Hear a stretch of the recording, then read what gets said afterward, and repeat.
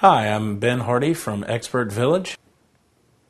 Alright, now that we've got our red pepper seeded and the top off, we're going ahead and going to prepare it much like we did with the green pepper.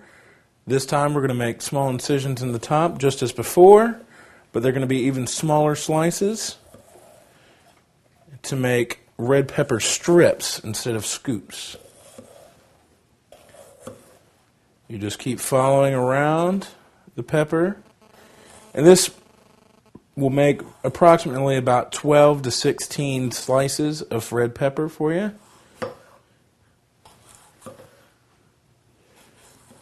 Alright, so now we've got our slices, we just break them off.